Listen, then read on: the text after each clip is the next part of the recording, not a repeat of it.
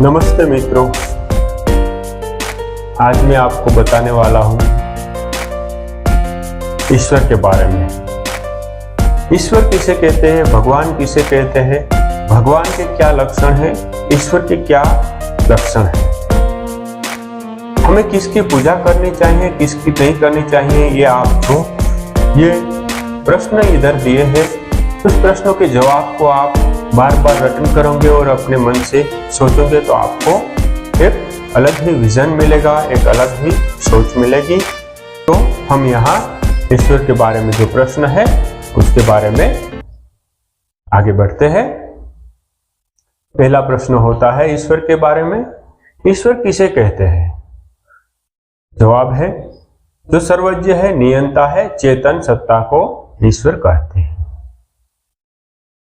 ईश्वर कहाँ रहता है? ईश्वर सर्वव्यापक है अथवा सर्वविद्यमान है। ईश्वर का आकार कैसा है? ईश्वर रूप रंग आकार से रहित है, यानी कि ईश्वर निराकार है। ईश्वर क्या करता है?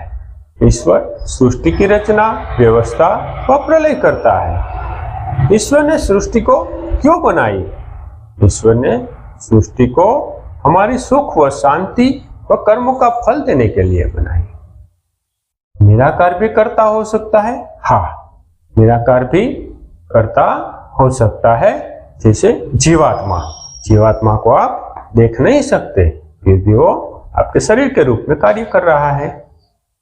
ईश्वर अनंत सृष्टि कैसे रखता है?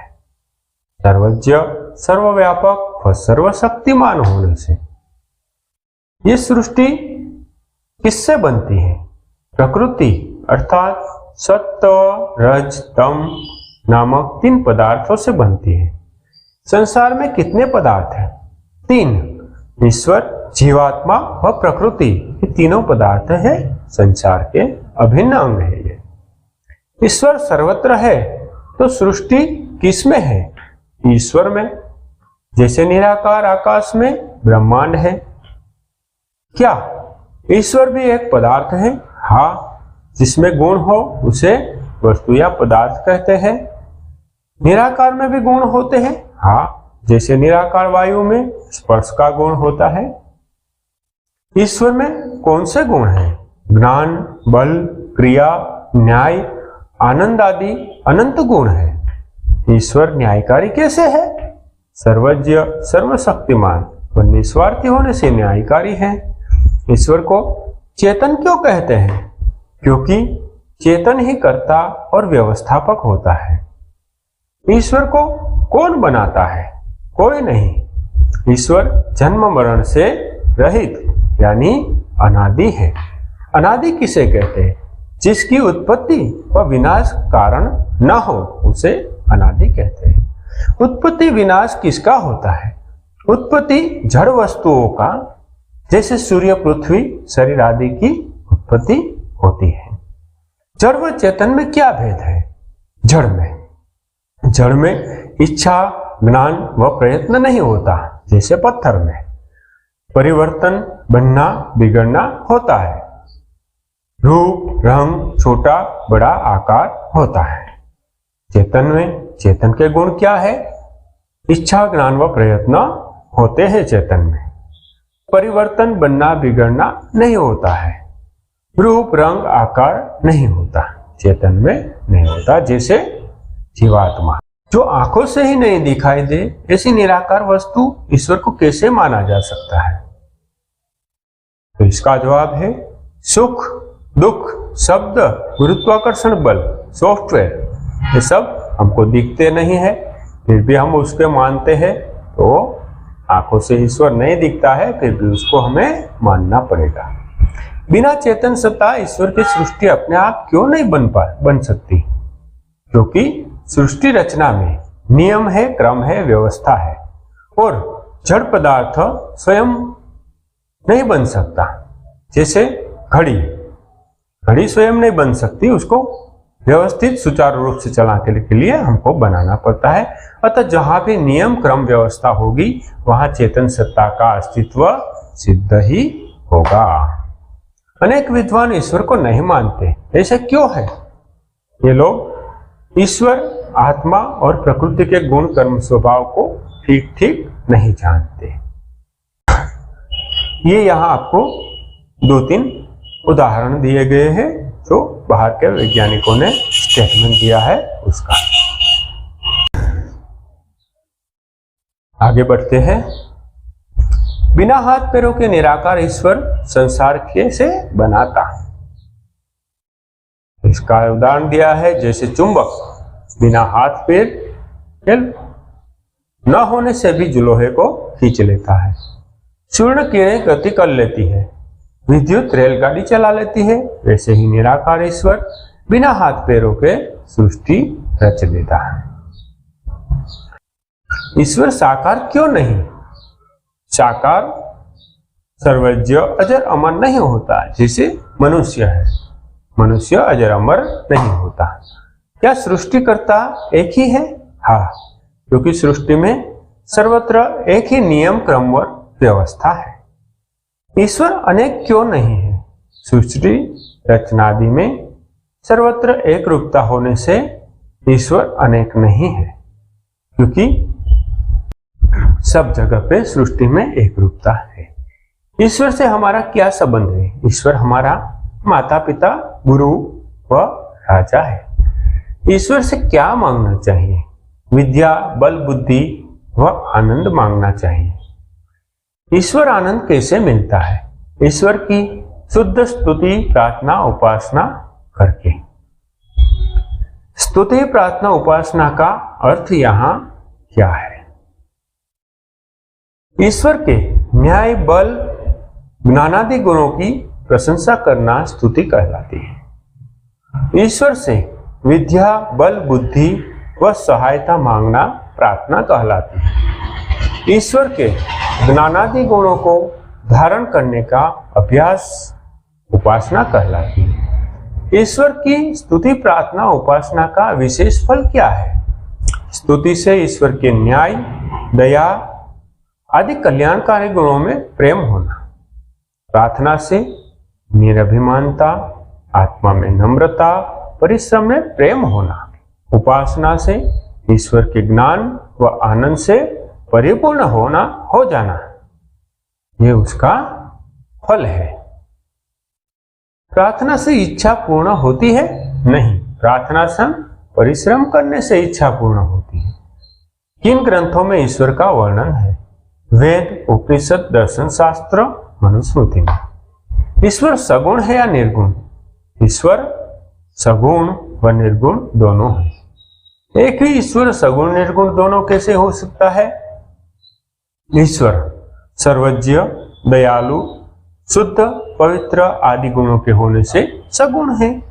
ईश्वर अज्ञान, अन्याय, राग, द्वेष, पक्षपात गुणों के न होने से निर्गुण है। ईश्वर का मुख्य नाम क्या है? ईश्वर का मुख्य नाम ओम है, जिसे हम प्रणव व ओमकार भी कहते हैं। ओम शब्द का अर्थ क्या है? सर्वरक्षक। ओम शब्द का अर्थ है सर्वरक्षक, यानी परमपिता सर्वरक्षक है। ईश्वर के कितने नाम हैं? पूर्ण कर्म स्वभाव अनुसार अनंत नाम है। ईश्वर के कुछ नाम बताइए। लक्ष्मी, महादेव, सरस्वती, पुरुष, भगवान आदि। क्या शिव, कृष्ण आदि ईश्वर है? नहीं, ईश्वर है अद्वितीय। उनको भगवान क्यों कहते हैं? बुद्धि, बल आदि भग अर्थात ऐश्वर्य विशेष होने से उसको भगवान कहते हैं। महादेव आदि तो मनुष्य के नाम है पर गुण कर्मानुसार ईश्वर के भी है। ईश्वर, महादेव, सरस्वती के क्या अर्थ है? जिसके ज्ञान, बल, सामर्थ्य के समान दूसरा कोई न हो उसे ईश्वर कहते हैं। जो देवों का देव और विद्वानों का विद्वान है उस ईश्वर को ही महादेव कहते हैं। सृष्टि ब्रह्मांड का पूर्ण ज्ञान जिसे हो उस ईश्वर को ही सरस्वती कहते हैं। यहाँ पर थोड़ा और कुछ उसके बारे में विवरण दिया गया है। और आगे बढ़ते हैं ईश्वर के बारे में। ईश्वर सर्वव्यापक है तो गंदगी में अपवित्र होता है या नहीं? नहीं होता। जैसे सूर्य की किरणें गंदगी में पड़ने पर भी अपवित्र नहीं होती। ईश्वर के मुख्य कर्म क्या है? सृष्टि रचना, पालन करना, प्रलय करना, वेद का ज्ञान देना, जीवों के कर्म फल देना, ये ईश्वर के प्रमुख कर्म है। क्या ब्रह्मा, विष्णु, शिव तीनों क्रमशः सृष्टि की रचना, पालन व प्रलय नहीं करते? नहीं, ये तीनों काम एक ही ईश्वर के हैं। उसी से ब्रह्मादि 3 नाम होते हैं, 3 लोगों के नहीं। जैसे एक ही सुनार गहने बनाता है, रक्षा करता है और पुराने गहनों को पिघला देता है, इसी प्रकार ईश्वर का, एक ही ईश्वर का तीनों काम है। इसीलिए उसको अलग अलग नाम से भी पुकारा जाता है कि ब्रह्मा, विष्णु, महेश। स्वभाव किसे कहते हैं? जिसका संबंध वस्तु से कभी अलग ना हो। जैसे सूर्य से प्रकाश व गर्मी मिलती है तो वो सूर्य का स्वभाव हुआ। ईश्वर के गुण कर्म स्वभाव का ज्ञान कैसे होता है? वेद व सृष्टि रचना को देखकर ईश्वर के गुण कर्म स्वभाव का ज्ञान होता है। ईश्वर के गुण कर्म स्वभाव कैसे है? तो ये बहुत ही सोचने वाली बात है कि ईश्वर को हमें पहचानना है तो उसके गुण कर्म स्वभाव कैसे होने चाहिए, तो ही इसको ईश्वर कहना चाहिए। ईश्वर सच्चिदानंद स्वरूप, निराकार, सर्वशक्तिमान है, न्यायकाली है, दयालु है, अजन्मा, अनंत, निर्विकार, अनादि, अनुपम, सर्वाधार, सर्वेश्वर, सर्वव्यापक, सर्वंतर्यामी, अजर, अमर, अभय, नित्य, पवित्र और सृष्टि करता है। सच्चित किसे कहते हैं? जो सदा वर्तमान व ज्ञान रूप हो उसे सच्चित कहते हैं। निर्विकार, जो परिवर्तन आदि से रहित है, ईश्वर परिवर्तन से रहित है। अनुपम किसे कहते हैं? जिसके तुल्य अथवा बढ़ के कोई ना हो, ईश्वर के तुल्य और उसके बढ़कर कोई नहीं है। अजर, अमर किसे कहते हैं? जिसे जन्म, बुढ़ापा और मृत्यु आदि ना हो, ईश्वर कभी जन्म नहीं लेता, ईश्वर कभी मृत्यु नहीं होती। पवित्र किसे कहते हैं? जो राग, द्वेष, अज्ञान, अविद्या से शून्य हो, तो ईश्वर भी ये है। सर्वंतर्यामी किसे कहते हैं? जो समस्त जगत को नियंत्रण में रखता है, यानी कि ईश्वर इस समस्त जगत को नियंत्रण में रख के बैठा है, इसलिए उसको सर्वंतर्यामी कहते हैं। सर्वशक्तिमान किसे कहते हैं? जो अपने कार्य में किसी की भी सहायता नहीं लेता। कभी ईश्वर ने किसी की सहायता ली? नहीं ली। ईश्वर अपने कार्य स्वयं अपने आप ही करते हैं। यहाँ पे आपको ईश्वर के बारे में थोड़ा और विस्तृत जानकारी दी गई है, जो जानने के बाद ईश्वर के ऊपर एक और शंका होती है। ईश्वर दयालु है तो हमें पाप करने से रोकता क्यों नहीं? ये पाप क्यों होने दे रहा है? उसका जवाब है, समाधान है। ईश्वर पाप करने से रोकता है जब आत्मा, मन और मन इंद्रिय को किसी विषय में लगाता व चोरी आदि, बुरी व परोपकार आदि अच्छी बात के करने का जिस क्षण आरंभ करता है, उस समय जीव मनुष्य की इच्छा, अज्ञान आदि उसी इच्छित विषय पर झुक जाती है। ज्ञान आदि उसी इच्छित विषय पर झुक जाती है। उसी क्षण में आत्मा के भीतर से बुरे काम करने में भय, शंका और लज्जा तथा अच्छे काम करने में अभय, निशंकता और आनंदोत्साह उठता है। वह जीवात्मा की ओर से नहीं, किंतु परमात्मा की ओर से होता है। यही भय, शंका और लज्जा उत्पन्न करना ईश्वर का पाप कर्म से रोकना है। इसीलिए कहते हैं ईश्वर हमको पाप कर्म करने से भी रोकता है, लेकिन हम उसको नहीं मानते हैं और पाप कर्म करते हैं और उसका फल हमको बाद में ईश्वर देता है। अस्तु, ओम शांति।